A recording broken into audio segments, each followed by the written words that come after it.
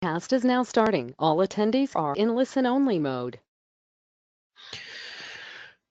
Okay, I hope everybody's doing fine. This is Ahmed Manafa from San Jose, California. The time here is midnight, so it's going to be an interesting lecture at this time here. I know it is around 10 o'clock your time, so welcome everyone to the Internet of Things Egypt Forum. And tonight I'm going to talk about 9 IoT predictions for 2019. Before I start talking about it, I'll give you a little bit background about myself. Uh, I'm teaching now at San Jose State in College of Engineering. Also, I'm teaching at the continuing study at Stanford University. At both schools, I teach the blockchain and the technology, the new trend technologies in the valley here. I just published a book which is specifically dealing with Internet of Things from two perspectives, the security and the intelligence. The name of the book is Secure and Smart Internet of Things using Blockchain and Artificial Intelligence. Whatever we're going to talk about it tonight is actually revolving around the two concepts. I have them in the book. So without any delay, let's start. It's very fascinating to talk about the Internet of Things because I've been doing this for almost 4 years, since 2014 when I started doing the research about IoT and how the IoT used to be a buzzword and everybody is talking about it as a new trend, new technology. In reality, the Internet of Things term as a term is not new because Cisco in 2000 they coined this term and they used to call it Internet of Everything. And then down the road, they changed it to Internet of Things. But it's really fascinating to look at this year, 2019, and we're talking about IoT as a reality. We already passed the hype part. We are now going to the growth stage where you're talking about IoT generating additional $344 billion in revenues next year, and also the cost reductions is about $177 billion. IoT devices is everywhere, and I was talking to ABC TV about the impact of IoT and how it's really now it's part of our life through devices like Alexa and Google Home and Siri if you have your iPhone. These are all hubs for the IoT devices, especially for Amazon when we talk about Alexa. And we're going to discuss that one more in some of the slides in a minute here. What they have done is they introduced the hub, which is Alexa, and everything is revolving around it. There is a microwave that you can turn it on and off using Alexa. And the cars now comes with two options. Either you go with the Siri or you go to with Alexa. So it's a reality. It's not something which is people look at it as, well, this is still in the future.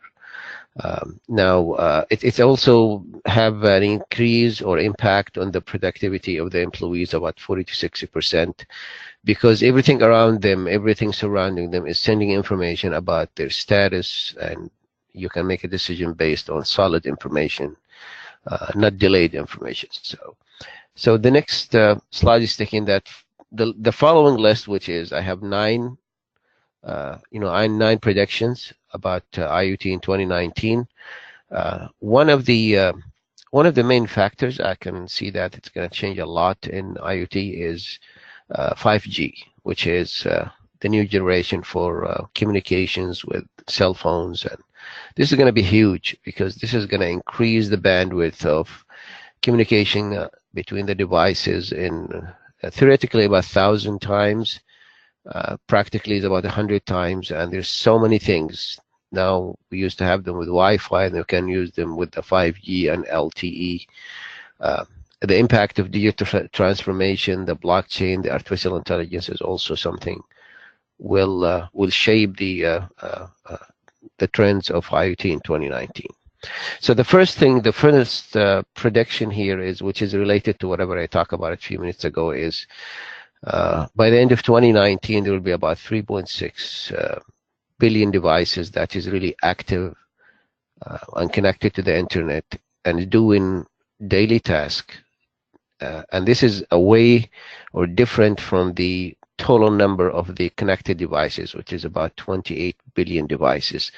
And that's a conservative number. Cisco, they're talking about 50 billion devices by 2020, saying that it's connected to the internet. When I say connected to the internet, anything that have an IP address, that's considered as a connected device. In the past, we used to talk about computers, we talked about laptops, we added the smartphone. Now we're not talking about this anymore. It's about third of the connected devices, whatever we talk about it as the well-known computers and laptops and tablets and smartphones. The other two-thirds is devices like the smoke detectors, and I have one here. It's coming from Nest, and the same thing with the thermostat and the cameras, the smart locks, and the cars. All of them are part of the other two-thirds of the connected devices. That's totally will be 50 billion devices according to Cisco. So we're going to see a growth in the data and devices, and it's natural when you talk about more devices, you're talking about more data. And the 5G, you're going to make it so simple. Tesla factory is about 15 minutes from where I'm talking to you guys here. And one of the biggest problems for Tesla was the sending and receiving information to the car, because Tesla technically is the computer on wheels. So they send and receive tons of data every single second, and they have a problem of how can they use the 4G and use the LTE network to send it, and there is a delay. And when you drive a Tesla car, that's a matter of life and death to make a decision about the autopilot and about the different parts of the car. So 5G will open the door for more devices, more data traffic, and also that will make it much easier for people to update and use everything connected to the IoT. Now the other thing is the concept of edge computing or fog computing, which is a fascinating concept of sending some of the responsibility of making decisions to devices that close to the action or the points of action. I compare it when I explain it to my students is like the local government and the federal government or the central government. The local government, if there's something they can do without going back to the central government, they can do it. So the central government will take care of the big decisions. So the cloud will be the central government, and the local government will be the edge computing or the fog computing. And they call it fog because it's coming from the cloud. When the cloud is close to the ground, it's technically the fog we have. And again, Cisco is the one who came up with this name. So that's a reality about increase in devices and increase in data. The second one is IoT and digital transformation. And digital transformation, as a definition by itself, is not something that you can understand it very easily, because of it's a broad concept of making everything digitized and saving in time and money and staff. But IoT is a key driver for the digital transformation, because you're talking about digitalization of everything for the industries, from sensors, from the radio frequency ID tags to the smart beacons have already started, the next revolution, the Industry 4.0. The analysts, they predict that the number of connected devices will double between 2018 and 2020. And that's not something impossible or something which is out of the ordinary, because what we see here is everything is connected, and we have devices right and left, and I haven't seen anything now without that signal, that sign of it's connected to Wi-Fi. So you can have a smart camera to smart desktop to smart TV to everything that will make it possible for you to access the to access the internet, and that is the device added to the total number. So these devices are total game changer for many industries. disrupting every part of the production process. Now, manufacturers will be able to prevent delays, improve production performance. I'll give you an example about there was a demonstration by Microsoft. They're showing that part of the use of Microsoft software or operating system in IoT is it's a combination of using drones and using their software to monitor the pressure and the flow of gas and oil in refineries. And that's part of the industrial Internet of Things, and that's where the money is. So they show a demo that instead of sending people to go and check on the pressure, or if there is any kind of, or waiting for the gadgets to go down and some warning, or God forbid an explosion somewhere, they will send the drone, and the drone will scan the lines and then will pinpoint where is the drop in the pressure or there is any problems and send it back. And they can have some kind of a preventive maintenance for the pipes here. So another example, in 2019, 87% of the healthcare. The healthcare is also a sector here at least in the United States, which is using IoT, in a very wide way. The only obstacle for using IoT or the devices like or any electronic devices with healthcare is the regulations, because you have something called HIPAA, which is you have to make sure that you're preserving the privacy of the of the patients, and you have to make sure that is within the regulations. And in 2018, I attended a conference which is 5G, and blockchain for the healthcare, and it's all about how the 5G will make it so easy to send and receive information between the doctor and the hospitals and the different parts of the hospital within the regulations of HIPAA.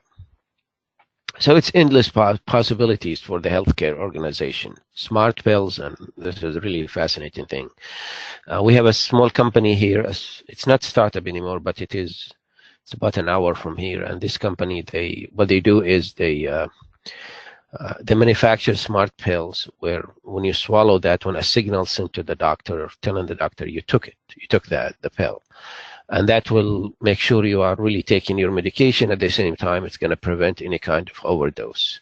Smart home care, personal health care, management, electronic health records, Fitbit, and the craze of people, trying to measure everything and take care of themselves, which is good. Apple is big in that, and Apple Watch is not just a watch, it's actually watching you. And if your heartbeat is going more than a certain rate, the watch will warn you about it. You need to slow down. And it's a monitoring device for your health. And overall high degree of patient care. That's what's going to happen with the process. And the other one is that you have smart beds. With the smart beds is when you're sleeping in that bed, it's going to measure your movement, and then if it's not something normal, then there will be a message sent to your doctor saying that he or she is not sleeping well, and they will give you a recommendation about it. The other one is the smart fork, where when you are eating, the fork will talk to you and tell you that slow down, you're eating too fast, or it's going to tell you this food is not good for you because the ingredients is not something you should take. So this kind of improvement can be applied to many, many sectors, horizontally, vertically, whether it's the companies or horizontally to the customers. The third one is whenever there is innovation, there is money. So one of the things about the Silicon Valley here is they can smell that miles away. So IoT impact has and will continue to bring in, allure more startup venture capitalists towards all the innovation, whether it's hardware or software or services. Those are the three fields of the IoT. Either you are providing them a hardware or software or services. The spending, will hit something like $1.4 trillion by 2021. And this is IDC. It's one known firm when it comes to come to IT information. And $1.4 trillion is not an easy number. At the same time, it's not surprising because they see the return of investment. So of course, companies who invested in Google and invested in Facebook and LinkedIn and the other companies, they have the experience to see that this company will be the next LinkedIn, the next Google, the next Apple, or the next Microsoft, or the next Facebook. So one of the few market that, and this is really the difference between IoT and other fields, it's actually one of the few markets that has the interest of the emerging companies and the traditional ones. So the spread of smart devices and the increased dependency of the customer to do many of their daily tasks using them, and they are really spoiled about this. I've seen so many people, and I'm holding in my hand, Alexa, and just Alexa, wake me up at this time. Alexa, what is this and this? And that takes me to a side issue about it, which is the intelligence of the designers of devices like this, the hubs for the IoT, is they realize that we are getting to the point where the touchless technology is the way to go. And what I mean by that is now we are using something called VUI, which is voice user interface, instead of GUI, which is the graphical user interface, which is you touch the screen and you enter your commands to make the device do whatever you want. Now we're going to the voice user interface, and that kind of concept, which is available in you talking to Siri, you're talking to Google Assistant or Google Home, or talking to Alexa, is a reality, and it is actually filling that gap of I don't have to learn the different menus to ask that device to do anything. Beside 80% of our communication is done by voice in real life. I mean, as a human, 80% of our communication done by voice, verbally. The other 20% is the other nonverbal signals we have there. And companies like Amazon and companies like Google and Apple, they realize that one. So that's why the shift to the voice user interface instead of the graphical user interface. Customers will be waiting for the next one, which is the one I mentioned about for the smart mirror. Smart mirror is already available.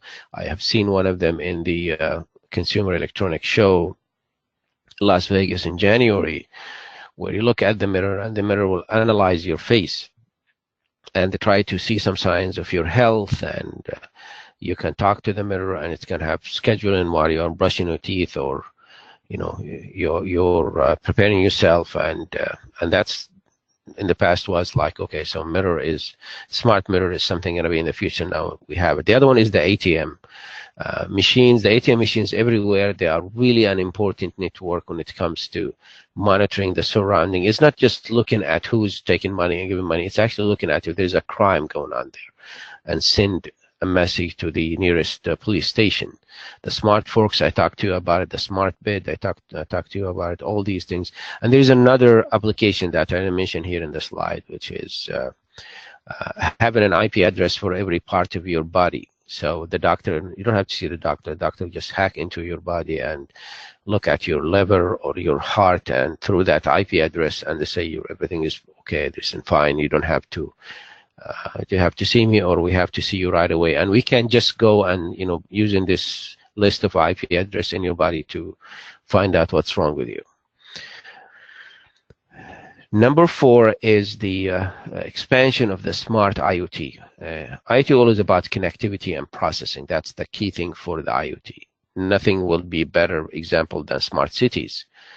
Smart cities have been a bit of a holding pattern recently. I mean, we know that one because of the politics, the money, and also the infrastructure resistance we have. In close to San Jose State, where I teach, we have smart traffic light, we have smart street lights, and they gather information about the traffic, and they gather information about the pattern of people crossing the street, and they feed that information so we can improve the flow of the traffic, because we have 37,000 students at San Jose State, and that's a huge number. The parking is a big problem for that number of students, and so to organize this one, you need as much information as possible of when everybody will be there and what times you have less traffic, what times you have more traffic, how can you open an extension or not. So having a smart IoT is also another one. So smart sensors around the neighborhood, and they record everything, the walking routes, shared car use, building occupancy, and sewage flow, all these temperatures 24/7. It's all to create a place where it's comfortable and convenient by distributing the load. Once the model is perfected, it's easy to, to have. It's easier to build a smart city from scratch. From somewhere where everything is smart. The road's smart, the traffic lights smart, the cars are smart. But having it as a layer at whatever we have here is important. And I remember one of the questions that I received when I was talking about it at the University of Massachusetts, talking about the application of IoT to smart cities. I mean, if you follow the support here in the United States, that their team in Boston, they won the Super Bowl, and they will have a parade, they will have a celebration, and when they have something like this, they close the streets, and that's created a big traffic jam, big traffic headache. Using a smart way or making a city like Boston or part of it smart, it's easy for you to direct the traffic to different ways because you understand what's going on in the city. At the same time, when the celebration is going through a certain street, you can start collecting information about, okay, so this year it's good, or we have to change it, we have to close the street, we have to open the street, without affecting the traffic of people in the morning, because it is a nightmare when you talk about traffic in the morning or the afternoon. Another area of spreading smart IoT is the auto industry, which is a big thing with self-driving cars. Talking about self-driving cars, every time I go to Stanford University, and if you're familiar with the Bay Area, I take 101, and that one crosses through Mountain View. And then after Mountain View, then you go to Palo Alto, where you see, we can see where you see the university. So there is no one day, I can't tell you that whether I'm driving a 101 or I am in San Jose, or sometimes in Fremont, which is close to Tesla. I will see a self-driving cars, and we know them because they have, a rotating device at the top of them, and it has a lot of devices attached to it. So at the beginning, everybody will be taking pictures and stop and look at it. At least in the Silicon Valley, we don't attack them. In other cities, they attack them and they flip them, because they don't like them. There's no drivers there. But here in the Silicon Valley, and now it's almost normal. You stop at the traffic light, it's red, and the car next to you, there is no driver. And then when it started, it's going by itself. So so this is a normal occurrence in the next few years, and we're talking about the whole country here today. Tons of vehicles have connected app. If you buy a new car, the Bluetooth will connect you to every device you have. The GPS will connect you, and if you have an Android or if you have iOS, it's easy for you to use the speaker of the car. It used to connect to the to the electronics of the car. This done with an IoT technology, which is at the heart of the connected vehicles. The diagnostic information is not the only IoT advancement that we'll see in the next year, but also, connected apps, voice, search, current traffic information. All of these things will be part of the car. And you don't have to have an expensive car. I mean, there's almost all the cars have this kind of capabilities where real life traffics and warning about it, and the different app and the voice search and the text messages, they read it back to you instead of you looking at your phone and creating an accident because of that. Number 5 is talking about AI, artificial intelligence, and the IoT data. And this is a straightforward application. This is not something which we'll be surprised with, because just visualize that with me. And this is what I tell my students when we talk about IoT. Internet of Things is a big ecosystem. It's a huge system. It's a system of all systems. And it has actually four parts. The first one is the sensors. The second is the connectivity.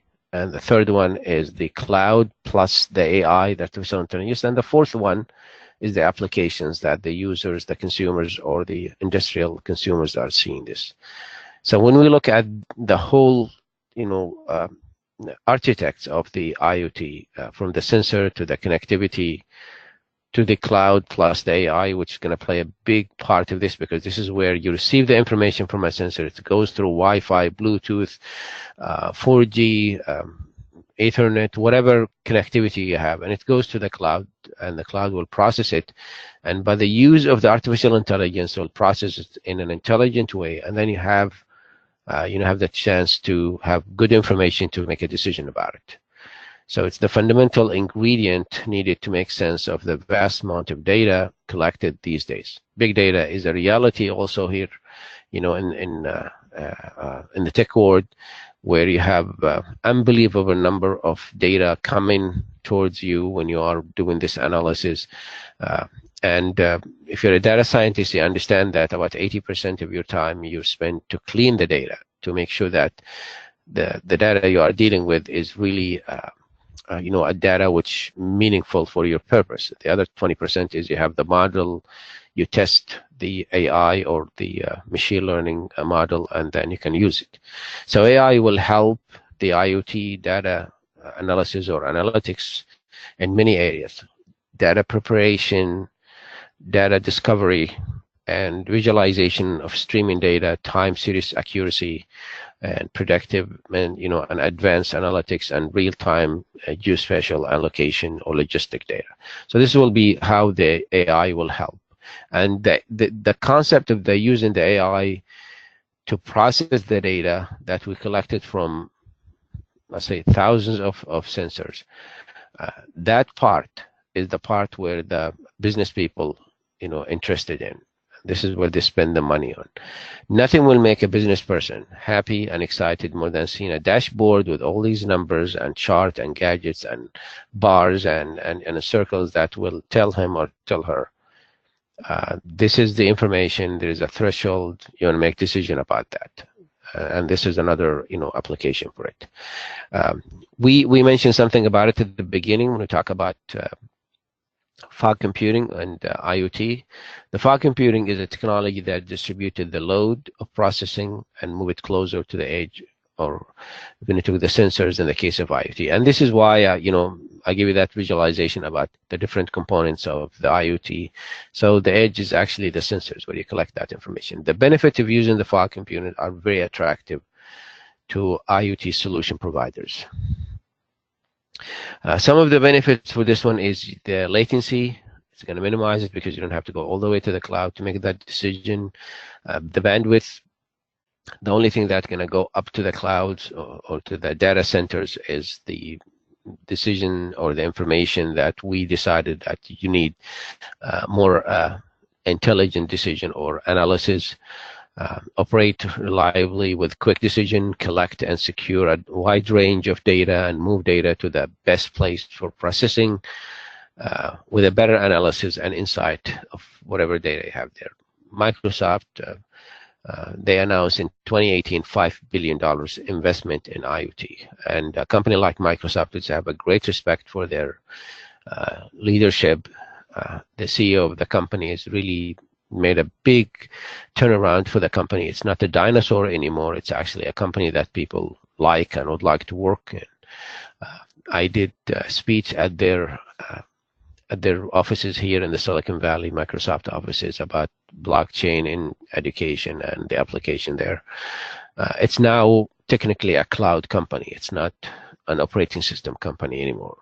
And they always go after, the new technology, and they realize that IoT it's worth it when you have $5 billion of investment in that field. Hardware manufacturers like Cisco and HP and Dell and actually more, they're building specific infrastructure for the edge computing. to be more physically rigid and secure, so they can deploy it. Security vendors will start to offer endpoint security, and I've seen that one with companies like Cisco. They actually have their own division when it comes to edge computing. Intel is huge in that. One of my friends, she works at a lab of Intel, and that lab of Intel, not many people know where it is, but it is close to Sacramento. It's about 2 hours from here north, and that lab is the lab for the future projects. And I invited her one time to talk to my students, and she was the topic she was talking about is the edge computer and how Intel is spending a lot of money to be ahead in this field. And from perspective of the processors they're having, and the hardware, and also the security, because Intel is one of the few companies that they have everything. They have security, they have hardware, they have software. So that's another addition here. Some of the insight into the network health and threat protection, including privileged user control, application whitelisting, which means you have an application that you allow them to be there, otherwise you block those applications. That will help in the fast adoption of spread of the fog or the edge computing. Number 7 is IoT and blockchain. This is actually, I have in my book, I have something like 5 chapters talking about the relationship between blockchain and IoT. And at the continuing studies at Stanford, I'm teaching the blockchain course, and it is fascinating because there's so much interest in blockchain here. And I'm talking about the area where I live here in the Silicon Valley. That the first day the class was open, it's double the capacity of the class. It's really more than what the class is supposed to have.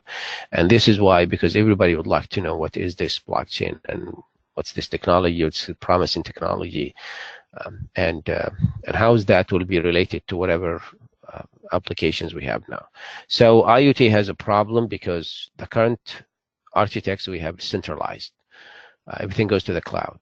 And you're talking about client-server, design for the network. It's one of the main reasons for all the trouble we have with IoT networks. Billions of devices will be added and connected, and more will be added to the IoT now. And that's a reality. IoT will be a big target for cyber attacks. And there's a famous one that happened in 2016. Exactly on October 26th. It was a Friday in 2016. I remember that because I was talking about security in a conference in Santa Clara, and that attack was really taking place.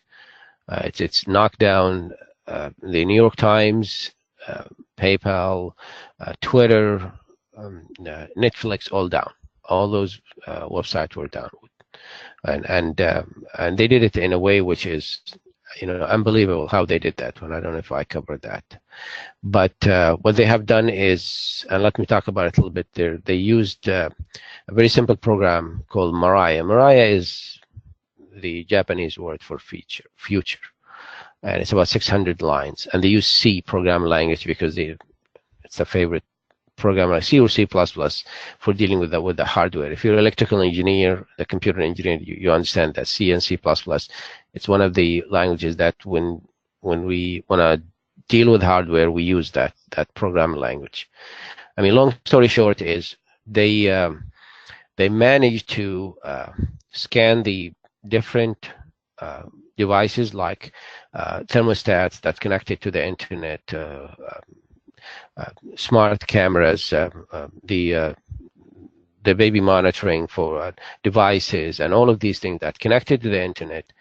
And the owners of those devices, they never change the default password. And the default passwords for devices like this one is available on the internet. So they put this plus this, and they have, hundreds of millions of devices all over the United States. And then they use them as, an attack pad for to hit the websites, Twitter's, New York Times, Netflix, with something called the distributed denial of service, and they brought them down. And they were very cocky about it, and they post it on GitHub, and they said, yeah, that's our code if you guys want to look at it. So what is this about the blockchain? The blockchain will offer new hope for the IoT for so many reasons, and a whole lecture can be just about blockchain and the technology and the underlying dynamics of that technology. So first, blockchain is public. Public means anybody can join it. That's what it is. It's like Bitcoin and Ethereum. You can download the app and you'll be a node on that network. Everybody participates in the network of the nodes, can see the blocks, and the blocks is just software of encrypted data that you can see it going back and forth through the network, but it's public. I mean, it's clear to everybody, but you cannot touch this data. You cannot do anything about this data. You encrypt this with something called SHA-256 or SHA-256 encryption, secure hashing algorithm, and then use something else beside this one, something called Merkle tree, so you can encrypt it more and then have it as part of the data. The second one, it is decentralized. Well, decentralized means there is no one place where you have a copy of all the information. Every node that is part of the blockchain network has a copy of all the transactions, and they sync together. So if somebody tried to change one of them and they sync it again, that node will be kicked out. They say, you're different from us. And it's secure because you cannot alter that. It's all hashed, it's all encrypted, and even if somebody managed somehow to change one of them, because of the multiple copies available in all the nodes, they compare it and they say, this is wrong. We have 90,000 copies saying something else and one copy saying something different, and that copy is out. So this is the most the most appealing part for the blockchain. But there are so many problems with this. So number one, and I'm sure that you guys are thinking about it, the processing time. Processing time is because you're syncing so many of those nodes, that's going to take at least 10 minutes. So nobody will use it if you want to process your credit card. It should be faster. Also, the power consumption is another thing because you have to make copies in all those nodes, and the scalability is another issue with blockchain. And everything I mentioned here about the three problems we have, you will find at least 10, 20 startups in the Silicon Valley trying to solve that problem. The next one is the standardization. Standardization is really a big problem, and it's not a big problem because we cannot solve it. It's a big problem because there is a big resistance. To have a standardization, you have to have an agreement of hardware and software and services companies on certain protocols and certain rules. Now, Amazon, they say we are number one, we are dominating the market, you have to follow our rules, you have to use our software. Google will never accept that. Apple will never accept something like this. So that's why it is, sitting there where you buy a car, they ask you want to go with Siri, you want to go with, with Alexa. And that's slowing down the progress. And those machines are not talking to each other. And each one of them have its own universe. The only solution for something like this is, and this is exactly what I'm talking about, they would like to have everybody to use their own hubs. The only solution we have here is to fight this kind of fragmentation is either to have a non-profit organization like IEEE try to have a protocol that everybody will use, like the one we have for the Wi-Fi, the 802.xxx, or to have the government say, you're not going to do business with us unless you have this kind of protocol. Similar to this one, the ISO 9000, a standardization for the processing. So, and this is how it is really going when it comes to the standardization. Now, the building block for the standardization are three categories: the platform, connectivity, and applications. In the case of platform, we are dealing with the user, the UX, the user experience, and the user interface, and analytics tools. Connectivity deals with customer contact point with the devices, and the application control and collect and analyze data. That's the whole thing done with the applications. So all of them has to be, dealt with at the same time. They are interrelated. You miss one, the standardization is not going to work. You have to have the same standards for all the three I mentioned, which is the platforms, on the platform, the connectivity, and the applications. And as I said, there is no way to solve the problem of fragmentation or no standardization without a strong push by the organization like IEEE or some consortium between the companies. They get together and they say, okay, part of you and part of this one, we can use this protocol, or the government regulations, which is the last thing you want to do when you talk about tech. The last one is very important one, which is, this is why we have this webinar, which is the skill shortage. Money is there, while investment in the Internet of Things is set to reach about $1 trillion by 2020. As IDC said that the need for the IoT skills is really slowing down that growth, because we cannot even catch up with the need for all the expert and the 4 components of the IoT: sensors, connectivity, cloud, and applications. Each one of them, you need some people who are really specialized in this, some people who some kind of skilled workers or skilled engineers that can connect everything together and maintain it. The report says 68% of businesses still struggling with IoT expert. They have the idea, they have the money, they couldn't find people to work with them or to fill those positions. There was a report, which is a well-known report, Tech Job Watch report, 35% increase in the demand for the technology skills since this time last year. Why? Because the businesses look to harness or to harvest the power of IoT. Also found that businesses are willing to pay for such skills. You go to school, they pay for it. Retrain yourself, they pay for it. You already have the foundations with big data professionals commanding by far the highest salaries and day rates than the others. So, and also the security skills, cybersecurity, and this might bring the topic of IBAC, which is a term I use to summarize the 4 technology trends in 2019. IBAC, it's IB. AC, I for Internet of Things, B for blockchain, and A is for artificial intelligence, and C is for cybersecurity. Any of my students will ask me, okay, so where should I focus when I'm a graduate, when I get a good job, which area is really hot? Then I show them that diagram or that chart saying the IBAC, which is whether you are an Internet of Things specialist, whether you are a blockchain developer or artificial intelligence scientist, or you are an expert in cybersecurity. Here in the Silicon Valley, the demand is huge, and even in the whole United States is actually big about it, because the security skills are also in demand, as the report found. There is an increase of 24% over a year for the IT security contractors.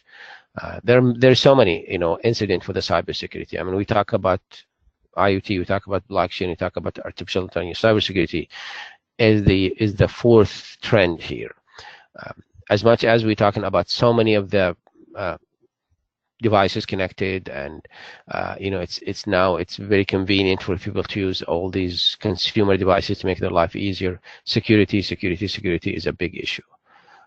There was a hotel in Las Vegas that the hacker managed to get into the database of the hotel and get all the information about the high rollers, the people who are gamble, and their income and their information. They managed to get into the database of the hotel. It's a huge hotel, through a fish tank, the one that was in the reception area, where it's connected to the internet because they want to connected to the Wi-Fi because they want to measure the temperature of the waters. They want to make sure that the fish are not dying, or they're not low, they're not high.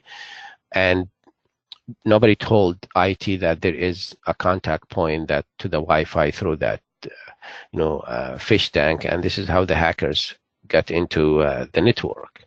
Same thing happened with company like Target. Huge. They lost billions of dollars of sales, and legal fees, and customers left them because somebody connected the heating system and cooling system to the network, and there's no firewall for that. So they managed to get to the network through a simple connectivity of the heating and cooling system in the store. So that's why it's very important also to consider the cybersecurity as one of those trends that will impact the IoT and this coming year. So businesses are urgently plugging short-term security gaps. There's so many centers for training, and what we are doing today is actually some of the activities the business is doing. They are building of whatever information you have, whatever your background, and they say, okay, this is what I'd like you to be expert in. University also could not catch up with the demand. It's a reality. The STEM programs, the focus on the engineering, the focus on the and the training for this one cannot even catch up with how much that companies are looking for software engineer, electrical engineer, computer engineers, and any other engineering that has to deal with technology or to deal with IoT. They cannot. It's a shortage for them. Companies have established their internal training. They have their own academies. They have their own internal university where they train the engineers within the company to get them up to date. So it's going to continue, and it's an opportunity. Okay, I'm done with my presentation. This is my contact. You are more than welcome to connect with me on LinkedIn, send me an email at my email, San Jose State, or you can follow me on Twitter there. Let me see the questions here. So let me see the chat. Okay, so I have questions here. Okay, just let me bring it. Just give me a second because it's late now and I barely can see that. So we're talking about how you see the, so let me start with the top one. I'm sorry about that. Okay. Okay, I do understand that IoT and blockchain boost IoT growth in terms of, 51% attack. Okay, concept, how can we prevent? Okay, that's a very common question. It's a very good question. Now, the 51% attack, just to explain to everybody, what does that mean? You have 1,000 nodes or the 1,000 nodes that of the blockchain that monitoring the network, and then you own more than 51%, so you can make a decision about it. The 51% attack, it's based on something called proof of work. That was the Bitcoin protocol for consensus. You move to Ethereum, they have something called proof of stake, and proof of stake is completely different and they're trying to use it so they can prevent the 51% attack. Beside the 51% attack, if it's in a private network, then they are hurting themselves, or the private blockchain. If it's in a public one, it's going to be a very difficult one because you have thousands and thousands of nodes that spread all over the world and use all this power just to get few Bitcoins or to get some money. The efforts and the money you spend to get the 51% attack is actually more than the money you're going to collect. But that's a very good question to look at it. The next one is how you see the IoT market in the Middle East, in the countries like Egypt, to help its sector. I mean, I thank everybody here, for having seminars like this. I'll be honest with you guys and ladies in this sense. Egypt is one of the few countries that is actually hosting these kind of activities. There are so many. I have 2 seminars coming exactly talking about this technology, one in Copenhagen and the other one is in London. And when I mention the countries, Egypt is one of them. So you're talking about, you guys are with a good company here. There is a lot of applications, and whether it's in Egypt or in the Gulf area, Saudi Arabia, United Arab Emirates, and the rest. So they have a lot of good efforts to make sure that IoT is applied. There's a lot of conferences.